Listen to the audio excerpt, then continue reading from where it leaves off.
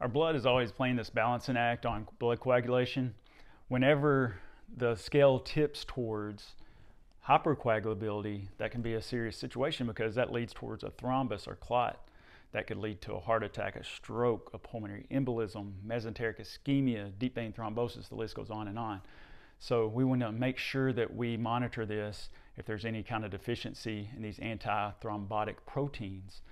So a hypercoagulable state is a state where you lean more towards a clot, and this could be caused by a mutation or deficiency of any of these proteins, protein C, S, or antithrombin 3, which are all produced by the liver.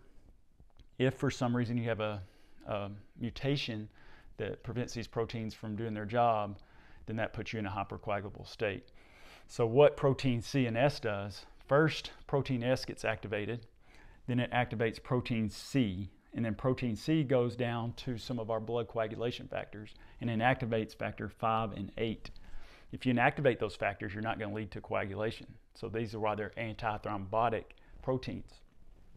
Antithrombin 3 does just what its name implies. It prevents thrombin's action of making fibrinogen into fibrin, which is the very last step of the coagulation cascade.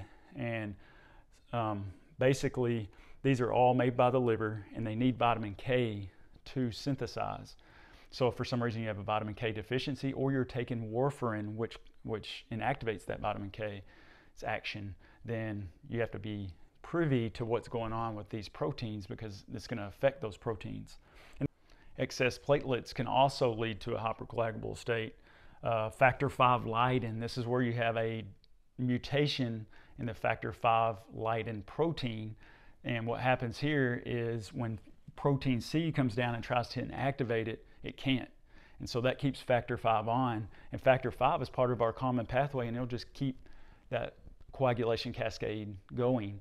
So that can be an issue. If you're going to have surgery or you're going to be on a long flight, you need to maybe take some type of anticoagulant or get off drugs that could cause coagulation, or maybe try to get more movement in your feet after surgery or during a long flight. Just being aware of that is important. Usually it runs in the family since it's a congenital condition. Another thing, when you have antiphospholipid antibodies in the blood, this is with lupus typically, this just stimulates more coagulation. So, lupus is an autoimmune disease. So if it makes these antiphospholipid antibodies, it can, form complexes and just cause issues in the blood.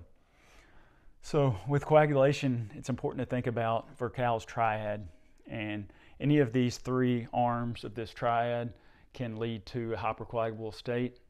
So it's important to pay attention to these. So hypercoagulability is one, and that's what the focus of this video is. So if you are hypercoagulable, there's a greater chance that you're going to have a blood clot.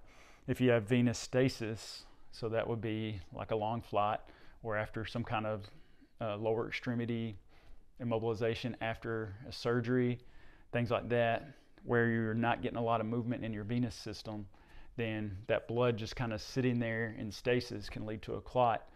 And then if you start compounding these, if you're hypercoagulable and you have a stasis moment, then that magnifies your chance of having a blood clot.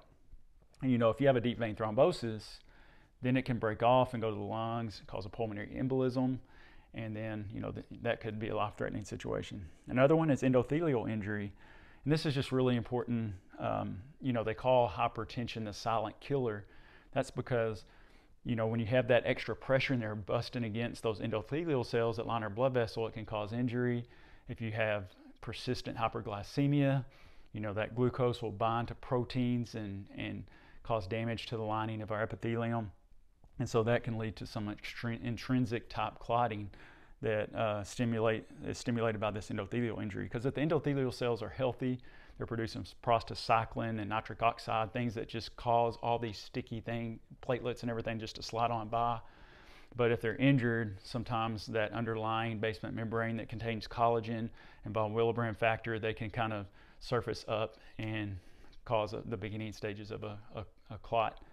So that's the third arm. So if someone is hospitalized and they're immobilized, You know, sometimes they'll put them on like a subcutaneous heparin just to try to kind of push towards anticoagulation a little bit, since some of these Virchow's triad situations are stepping up. Also, support stockings. A lot of times the deep vein thrombosis actually occurred down in our calf, so these support stockings can kind of help with that. Thank you.